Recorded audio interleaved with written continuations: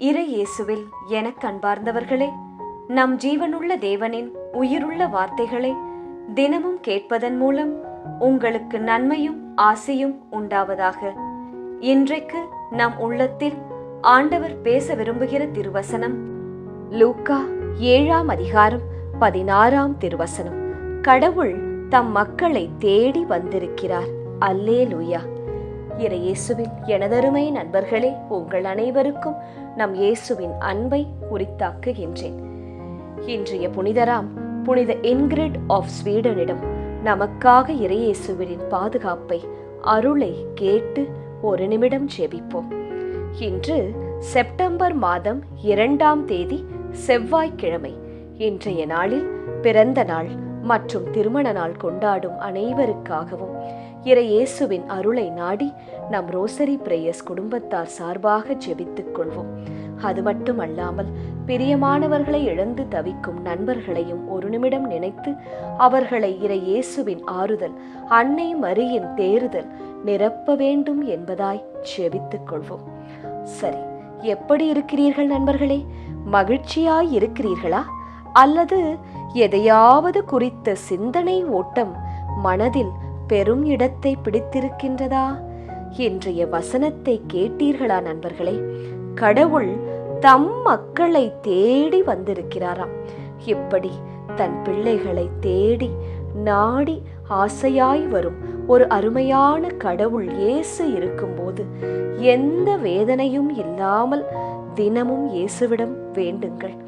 எனக்கு தெரியாது இயேசப்பா, நீங்க தான் பார்த்து கொள்ள வேண்டும் என்று கேளுங்கள். நசரேனாகிய இயேசு கிறிஸ்துவின் நாமத்தில் கேட்கிறேன் என்றும் எப்போதும் உங்கள் ஜெபத்தை, உங்கள் மன்றாட்டுக்களை, ஜெபமாலையை முடியுங்கள். அப்போது இயேசுவும் பார்த்து கொண்டே இருப்பாராம், நினைப்பாராம், என் மகள், என் மகன் ஜெபமெல்லாம் செய்துவிட்டால், மன்றாட்டு எல்லாம் பலமாக செய்துவிட்டால், ஆனால் கடைசியில் என் நாமத்தில் வேறு கேட்டுவிட்டு போய்விட்டாளே, சென்று விட்டானே, அப்போது நான் நிச்சயம் அவனுக்கு அவளுக்கு அதை தர வேண்டும் என்று இறை இயேசு நம்மீது இறங்கி நம் மன்றாட்டுக்களுக்கு செவிசாய்ப்பாராம். எப்போதுமே உங்கள் திட்டங்களை, உங்கள் முன்னேற்றத்திற்கான பிளான்ஸை யாரிடமும் சொல்லக்கூடாது. முதலாவது ஜெபத்தில் மட்டும் இயேசுவுக்கு தெரியப்படுத்த வேண்டும். வீண் பேச்சும் தம்பட்டமும் எந்த நன்மையையும் பயக்காது நண்பர்களே. நேற்றை விட இன்று என் வாழ்க்கை சிறப்பான நாளாக மாற்றித்தாரும் இயேசுவே என்று தினமும் கேளுங்கள், செபியுங்கள், ஆசையும் படுங்கள். அப்போது அப்படியே இயேசு உங்களுக்கு செய்வார். அன்னை மரி துணை நிற்பார். சரி, என்ன செய்ய வேண்டும்? நேற்றை விட இன்று நல்ல நாளாக இருக்க வேண்டும் என்றால் நேற்றை விட இன்று நீங்கள் இன்னும் அதிகமாய் ஜெபிக்க வேண்டும். அதிகாலையில் எழுந்து இயேசுவிடம், அன்னை மரியிடம், சகல புனிதர்களிடம், காவல் சம்மனசானவரிடம் ஜெபிக்க வேண்டும். இன்று கூட செவ்வாய்க்கிழமை. கோடி அற்புதர் அந்தோணியாரிடம் ஜெபியுங்கள். அதற்கு அவ்வளவு வல்லமை உண்டு நண்பர்களே. காலையில் எழுந்து ஜெபித்து பாருங்களேன். அந்தோணியாருக்கு மட்டும் 13 வாரம் நவநாள் எடுத்து பாருங்களேன்.